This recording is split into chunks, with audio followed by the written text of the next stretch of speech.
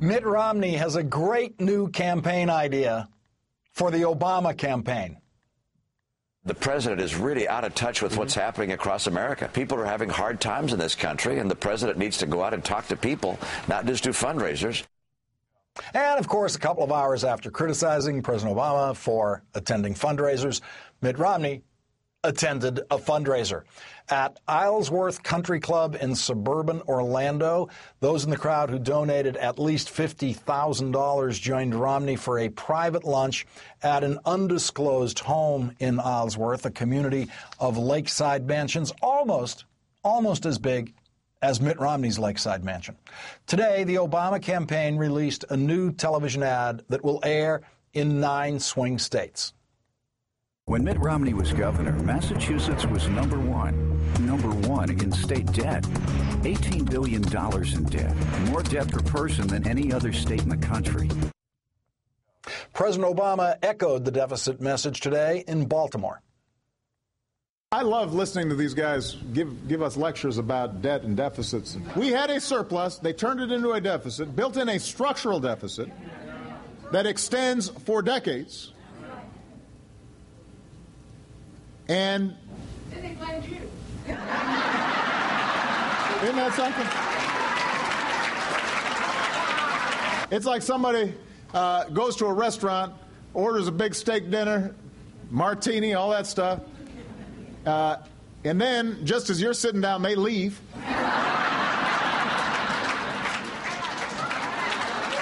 And accuse you of running up the tab. Joining me now are MSNBC's Crystal Ball and Joy Reid. Crystal, it seems in that example right there, the president found the way to talk about what he inherited when he took over the White House. Yeah, I think that's a great example because people understand it. And you know what? Implicitly, people actually do understand that fact about the economy as much as the Republicans have been putting out there that the deficit is all the president's fault, the economy is all the president's fault. People have a more sophisticated understanding than I think that we give them credit for. But one thing that we should be reminding voters more of is that Republicans were actually the ones who got rid of the pay-go rules when they were in charge of Congress back in 2002. So not only did they cut taxes, which of course lowered revenue and rack up huge bills and unfunded wars, etc., but they also got rid of the pay-go rules, which were a basic restraint on spending. Joy Reid, what I like about that message that the president came up with there is that it's so clearly understandable that when the audience sees where he's going, they can finish the idea for him. They can, like a church audience in a certain kind of way, chime in with comment as he's moving in the direction that they understand. It seems to me to be, that ordering all that stuff for the table in the restaurant and then getting up and leaving just seems to me to have finally broken through as a very clear expression of what the president was up against. Yeah, I mean, it's interesting. In 2010, the metaphor was they drove a car into a ditch and then asked for the keys back, right? Yeah, that ditch thing never worked for me. It never worked. Yeah. Because people don't drive your car into a ditch and then ask you for the keys. So it was a little bit more clumsy. But with people welch on bills in restaurants, everybody can kind of relate to that. And it goes to show you again that the president does speak human, which is a problem, technically, unfortunately, for Mitt Romney. Whereas when he tries to sort of relate to people in that way, he doesn't quite do it, because these are not situations that ever happened to Mitt Romney. It's not something that would be normal for him. Yeah, when he tries to relate, he says things like, I enjoy sport, which, Well, he also, doesn't quite work. On Fox and Friends this morning, he tried to make some sense about teachers and cops and trying to portray himself as not the anti-cop candidate. Let's listen to this exchange on Fox and Friends this morning. He says that you want to cut firefighters and teachers, that you don't understand what's going on in these communities. What do you say to that, Governor? Well, that's a very strange accusation. Of course, teachers and firemen and policemen are hired at the local level and also by states. The federal government doesn't pay for teachers, firefighters, or policemen. So obviously that's completely absurd. Crystal, I know that the Romney campaign watches this show to take notes, to clarify, to correct the candidate when he gets things wrong.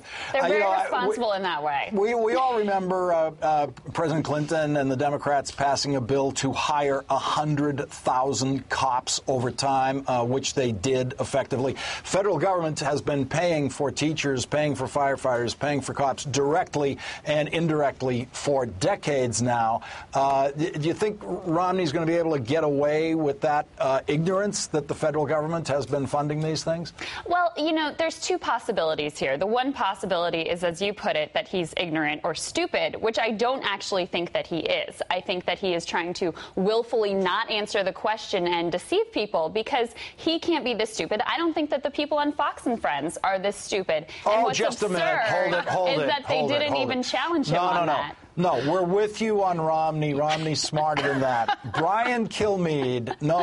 That's the best Brian's got. Okay, he was playing at the top of his game. Apologies, but no, I mean, in the stimulus act alone, it saved or created 325,000 jobs in education. So obviously, the federal government uses money to help states and municipalities hire teachers, hire firefighters, hire cops. I'm quite sure that Mitt Romney is aware of this fact. Well, I mean, in addition to the fact that he was a governor, right? And so the people who are the recipients of these kinds of block grants that the stimulus was. And the whole issue when the stimulus passed, when a lot of Republican governors said, no, we don't want that money, they knew exactly what the federal government was earmarking and wanting that money for. It was to hire, wait for it, teachers, cops, and firefighters. It's always been what that block grant money was for. Romney was a governor. He should know that. And you know what? If I was the Obama campaign, I would be organizing some local firefighters on Mitt Romney's bus tour that he's going on now. They should be at every event that he goes to asking, why don't you think that we should have firefighters in our town? Why don't you think that's a worthwhile use of funds? Why don't you want to put our colleagues back to work?